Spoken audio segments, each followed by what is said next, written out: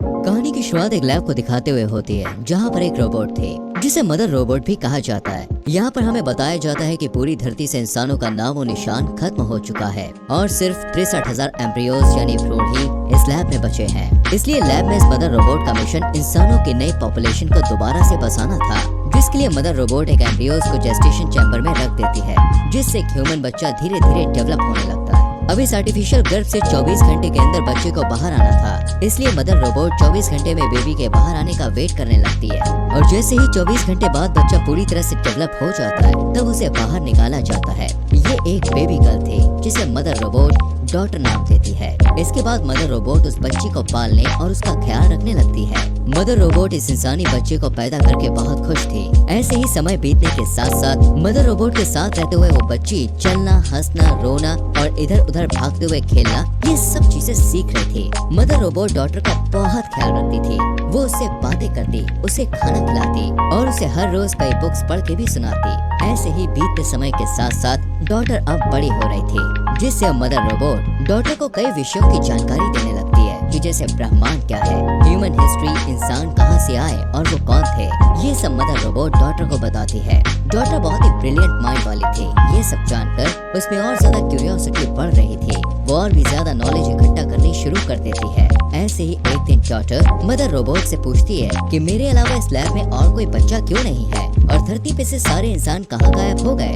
जिस पर mother robot उसे बताती है कि इंसानों के बीच बहुत बड़ी जंग हुई थी और उस जंग में सभी इंसान आपस में ही लड़कर मर गए थे। इसके बाद मदर रोबोट उसे लेकर एम्ब्रियोज रूम में जाती है, जहाँ वो डॉटर को दूसरे एम्ब्रियोज दिखाती है। वो डॉटर को बताती है कि धरती पर एनवायरनमेंट पूरी तरह से खराब हो चुका है, जिसकी वजह से धरती पर इन्फेक्शन फैल रहा है और इसलिए मैं तुम्हें इस लैब से बाहर नहीं जाने दे सकती, क्योंकि इससे तुम्हारी जान भी जा सकती है। जब डॉटर थोड़ी और बड़ी हो जाती है तो मदर रोबोट उसे बताती है कि मैंने तुम्हें कैसे पैदा किया था। वो उसे उन मशीनों को भी दिखाती है जिनसे उसे पैदा किया गया था। मदर रोबोट डॉटर को कहती है कि तुम्हें इन सारी मशीनों के बारे में जानना होगा और एक अच्छी मदर बनने के लिए प्रैक्टिस करनी होगी, क्योंकि आगे चल के तुम्हें ही आने वाली नई पॉपुलेशन को संभालना है। इसी तरह इन दोनों में ऐसी बातें चलती रहती हैं। मदर डॉटर को कभी भी ऐसा फील नहीं होने देती कि इस लैब से बाहर भी कोई दुनिया है। ऐसे ही कई साल गुजर जाते हैं और अब डॉटर अपने टीनेज में पहुंच चुकी थी।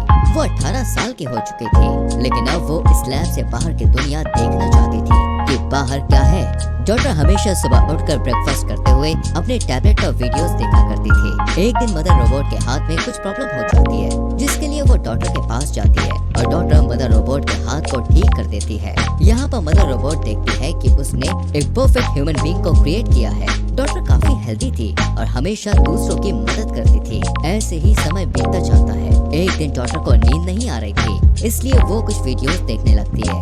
वही मदर रोबोट खुद को रिचार्ज कर रही थी कि तभी अचानक एक इंसिडेंट होता है और इलेक्ट्रिसिटी चली जाती है। डॉटर मदर रोबोट को ढूंढने जाती है और देखती है मदर रोबोट की पावर भी खत्म हो गई है। इस वजह से डॉटर इलेक्ट्रिसिटी को ठीक करने के लिए जैसे ही कंट्रोल रूम में जाती है तो वहाँ वो देखती है कि एक चूहे ने लाइट की तारों को काट दिया है, जिससे लाइट चली गई थी। चूहे को देखकर डॉटर काफी ज्यादा हैरान और खुश होती है, क्योंकि इससे पहले उसने ऐसा कुछ भी नहीं देखा था। वो उसे पकड़कर एक बोतल में बंद करके कटी हुई वायर को ठीक करती है और जब इलेक्ट्रिसिटी आती है तब डॉटर उस चूहे को देखने लग जाती है। वही मदर रोबोट पूरी तरह रिचार्ज हो जाती है। यहाँ पर डॉटर मदर रोबोट को वो चूहा दिखाती है, जिसे देखकर मदर रोबोट थोड़ा घबराई हुई कहती है कि इस चूहे के अंदर आने का मतलब है कि एयरलॉक में कुछ गड़बड़ है, जिस वजह से बाहर की प्रदूषित हवा हमारी लैब में लीक हो रही है। वो कहती है कि हो सकता है ये चूहा भी इन्फेक्टेड हो। इतना कहते हुए मदर रोबोट डॉटर के सामने ही उस चूहे को जला देती है। डॉटर को मदर रोबोट के इस बिहेवियर पर बहुत गुस्सा आता है। इसके बाद मदर रोबोट उस एयरलॉक को डिकंटामिनेट करती है और इस एरिया को क्वारंटीन कर देती है। कुछ दिन के बाद डॉटर का बर्थडे होता है और मदर रोबोट उसे गिफ्ट देती है। थोड़ी देर बाद मदर रोबोट जब खुद को रिचार्ज कर रही होती है तो डॉटर को एयरलॉक की तरफ से कुछ आवाज सुनाई देने लगती है, लेकिन जब डॉटर एयरलॉक की तरफ चेक करने जाती है तो उसे वहाँ कुछ दिखाई नहीं देता।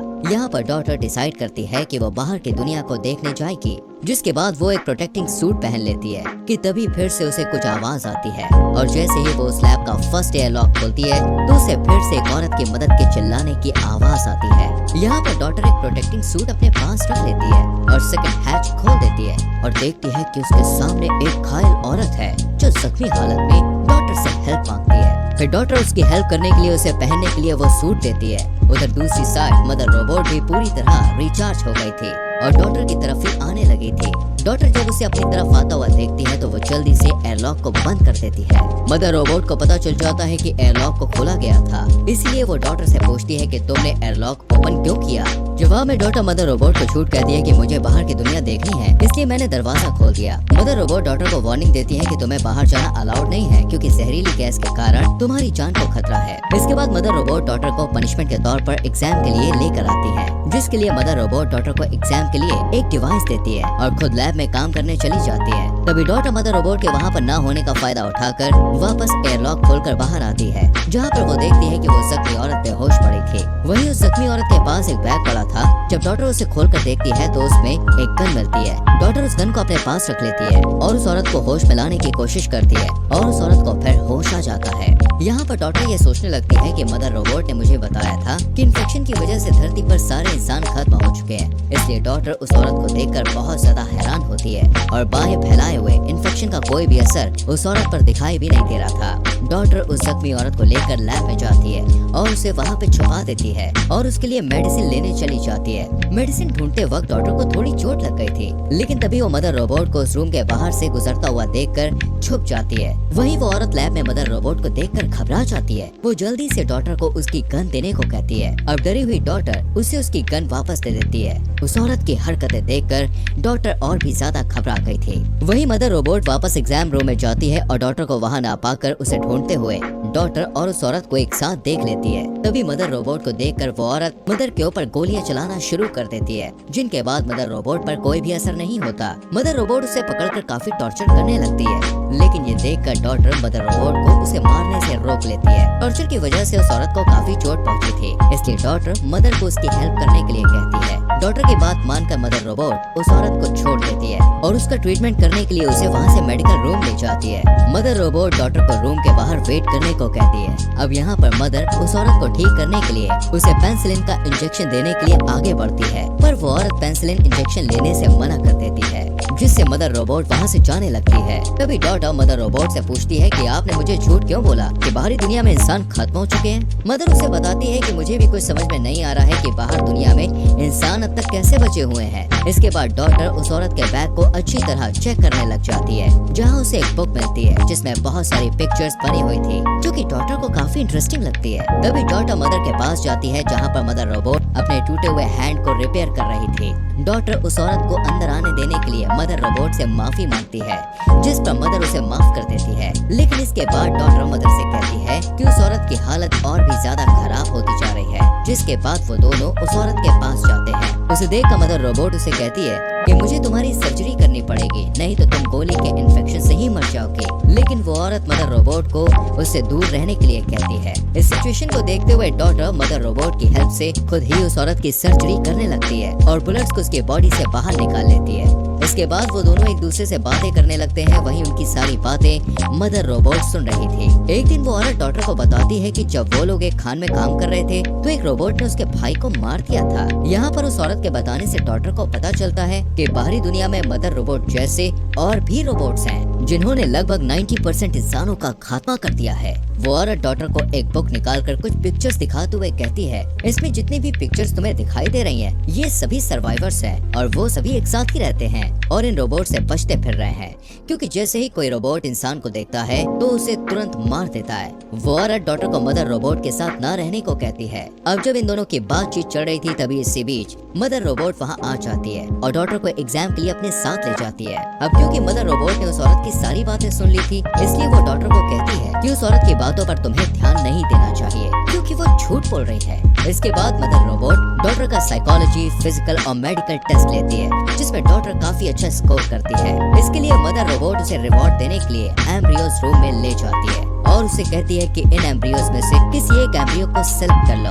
अब डॉटर को शुरू से ही अपना एक भाई चाहिए था, इसलिए वो एक मेल एम्ब्रियो को चुनती है। रात में जब मदर रोबोट रिचार्ज हो रही थी, तब डॉटर मदर रोबोट के ब्रोकन आर्म की हेल्प से उस कैबिनेट को ओपन करती है जहां बुलेट्स रखी हुई थी। यहाँ पर डॉटर को पता चलता है कि मदर रोबोट उससे झूठ बोल रही है, क्योंकि मदर रोबोट ने डॉटर से पहले 3 और एम्ब्रियो से जो बच्चे पैदा किए थे वो बच्चे भी पूरी तरह से डेवलप हो चुके थे। और जैसे ही वो बच्चे बड़े हुए तो मदर रोबोट ने उनका टेस्ट लिया था, जिसमें उन बच्चों ने अच्छा स्कोर नहीं किया, जिसके लिए मदर रोबोट ने उन बच्चों को शूट करके मार डाला था। थोड़ी छानबीन करने पर डॉक्टर को वहाँ उन बच्चों की हड्डियाँ भी मिलती हैं। ये देखकर डॉक्टर मदर रोबोट से काफी ज्यादा निराश हो जाती है। वो पूरी तरह से अंदर से टूट चुकी थी और वहीं बैठकर रोने लगती है। वो सोचती है कि जिस मदर रोबोट ने उसका ख्याल रखा उसके लिए इंसानों की कोई वैल्यू ही नहीं है। डॉक्टर रोते हुए वापस उस औरत के पास जाती है और वो औरत उसे अपने साथ चलने को कहती है, लेकिन डॉक्टर उसके साथ जाने से मना कर देती है।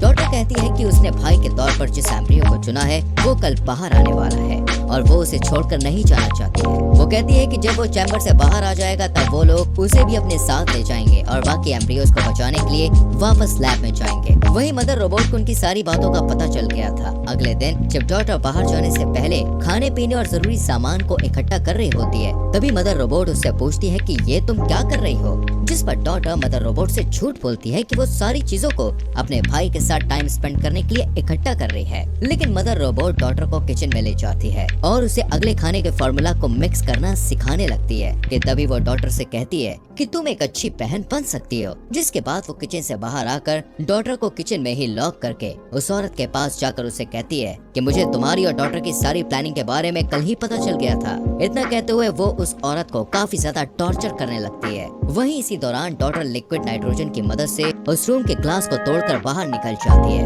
दूसरी तरफ वो औरत मौका देकर अपने वेपन से मदर रोबोट पर अटैक करती है, पर मदर रोबोट को उससे कुछ भी नहीं होता और वो उसे मारने ही वाली थी कि तभी डॉक्टर फायर अलार्म को एक्टिवेट कर देती है, जिससे मदर रोबोट डिस्ट्रैक्ट हो गई थी और वो उस औरत को छोड़कर फायर का पता लगाने के लिए चली जाती है। वहीं वो औरत और डॉक्टर एक साथ मेन डोर की तरफ भागने लगती है, लेकिन तभी वहाँ मदर रोबोट आ जाती है, जिससे वो औरत मदर रोबोट को कहती है कि मेन डोर खोल दो वरना मैं डॉक्टर को मार दूंगी। यहाँ पर मदर रोबोट डॉक्टर को बचाने के लिए डोर ओपन कर देती है।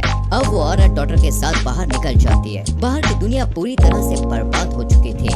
वहाँ इंसान, पेड़ पौधे और जानवरों का नामो निशान नहीं था। यहाँ तक कि जमीन भी पूरी तरह से बंजर हो चुकी थी। किसी तरह डॉक्टर और वो औरत वहाँ से भाग जाते हैं। भागते हुए डॉक्टर देखती है कि कुछ रोबोट्स वापस से दुनिया को बेहतर बनाने की कोशिश कर रहे हैं। कुछ टाइम बाद वो औरत डॉक्टर को लेकर एक कंटेनर पर पहुँचती है, जहाँ डॉक्टर पहली बार ओशन को देखकर बहुत खुश थी, लेकिन वो हैरान थी कि बाकी के सर्वाइवर्स कहाँ हैं। जब वो उस औरत से ये सवाल पूछती है तब वो औरत बोलती है कि वो लोग काफी साल पहले माइंस में रहा करते थे, पर खाना न मिलने की वजह से बाकी सर्वाइवर मर गए, जिससे वो रोबोट से बचने के लिए इस कंटेनर में रहकर ही जिंदगी जीने लगी थी। वो डॉक्टर को बताती है कि अब पूरी दुनिया में कोई भी सर्वाइवर नहीं बचा है और वो दोनों ही आखिरी 2 इंसान हैं। ये बात सुनकर डॉक्टर काफी हैरान परेशान हो जाती है और रोने लगती है और कहती है कि तुमने मुझसे कितना बड़ा झूठ बोला। तभी वो उस औरत से कहती है कि मुझे अपने भाई को बचाना है और वो वापस लैब की तरफ जाने लगती है। जब वो लैब तक पहुंच जाती है तो वो देखती है कि लैब के आगे बहुत सारे रोबोट्स खड़े होकर लैब को सिक्योर कर रहे हैं। वो रोबोट्स डॉक्टर को स्कैन करके उसे लैब के अंदर जाने की इजाजत दे देते हैं। यहाँ पर डॉक्टर काफी ज्यादा घबराई हुई थी, इसलिए वो एक कुल्हाड़ी उठा लेती है और अंदर जाने लगती है। अंदर जाकर वो देखती है कि मदर रोबोट एक न्यूबॉर्न बेबी की देखभाल कर रही है। जब मदर रोबोट डॉक्टर को देखती है तब डॉक्टर कहती है कि उसे अपने भाई को पास से देखना है। इस पर मदर रोबोट उसे कुल्हाड़ी छोड़ने के लिए कहती है। तभी मदर रोबोट डॉक्टर को सारी सच्चाई बताने लगती है कि मैं एक आर्टिफिशियल इंटेलिजेंस रोबोट हूँ और मैं ही बाहर की दुनिया के सारे रोबोट्स को कंट्रोल करती हूँ और धरती के सभी इंसानों को खत्म करने का प्लान मेरा ही था। फिर मदर रोबोट डॉक्टर से कहती है कि मुझे डर था कि इंसान आगे चलकर खुद तो एक दूसरे से लड़कर खत्म होंगे ही, साथ ही साथ वो इस प्लेनेट को भी बर्बाद कर देंगे, इसलिए मैंने इंसानों को खत्म करने का प्लान बनाया। जिसके बाद रोबोट्स ने इंसानों का खात्मा कर दिया। वो बताती है कि लेकिन मैं इंसानों को सेकंड चांस देना चाहती थी, इसलिए मैंने कुछ ह्यूमन एम्ब्रियोज को सेव कर लिया था ताकि उनकी मदद से मैं इंसानों की एक नई जनरेशन को दोबारा से खड़ी कर पाऊँ और वो ह्यूमन से एक दूसरे के साथ प्यार से रहें और अपने प्लांट का भी ख्याल रखें। तभी डॉक्टर कुल्हाड़ी को नीचे रख देती है और अपने भाई को गोद में उठा लेती है। इसके बाद डॉक्टर मदर रोबोट से पहले के 3 बच्चों को मारने का कारण पूछती है, जिस पर मदर रोबोट उसे कहती है कि तुमने इस बच्चे को बहुत टाइट पकड़ा है। तभी डॉक्टर वहाँ से भागने लगती है। मदर रोबोट उसके पीछे जाती है और डोर में फंस जाती है। इस बीच डॉक्टर को एक गन मिलती है, वहीं मदर रोबोट खुद को वहाँ से छुड़ा लेती है। जब मदर रोबोट डॉक्टर के पास पहुँचती है तो डॉक्टर उसकी तरफ गन पॉइंट कर देती है। मदर रोबोट उसे 2 ऑप्शन देती है कि या तो तुम मेरे साथ रहकर अपने भाई का ध्यान रखो या फिर मुझे मार दो। मदर रोबोट उसे बताती है कि असल में मुझे एक ऐसे लीडर की तलाश थी जिसका दिमाग एकदम सुपर कंप्यूटर जैसा हो और इसीलिए मैंने तुमसे पहले जो 3 बच्चे पैदा करके बड़े किए थे उनमें तुम्हारी जैसी क्वालिटीज नहीं थी, जिस वजह से मैंने उन्हें मार डाला था। वो डॉक्टर को बताती है कि अब मुझे तुम मिल गई हो और तुम्हारा दिमाग लाजवाब है, इसलिए अगर आने वाली जनरेशन परफेक्ट नहीं भी होती तो तुम उन्हें लीड करके परफेक्ट बना सकती हो। मदर रोबोट उसे बताती है कि तुम अपनी जान की परवाह किए बिना अपने भाई को बचाने के लिए लैब में वापस आए, जो कि मेरा एक आखिरी एग्जाम था, क्योंकि मैं देखना चाहती थी कि तुम अपने भाई को बचाने के लिए वापस आती हो या नहीं। वो कहती है कि मेरा मिशन यहाँ पर पूरा हो चुका है और अब तुम सबके लीडर हो। मदर रोबोट डॉक्टर से कहती है कि अब तुम चाहें तो मुझे मार सकती हो, जिसके बाद डॉक्टर उसे शूट कर देती है। अब डॉक्टर ही उन सारे बचे हुए एम्ब्रियोज के लिए मदर थी और उसे ही सारे एम्ब्रियोज को डेवलप करने के बाद उन सारे ह्यूमंस को लीड करना था। वहीं एक रोबोट उस औरत के पास पहुंचकर उसे कहता है कि अब उसका पर्पस पूरा हो चुका है, जिसके बाद वो उस औरत को मार देता है। इससे हमें ये पता चलता है दोस्तों कि वो औरत इसलिए जिंदा थी क्योंकि मदर रोबोट ने उसे इस टास्क के लिए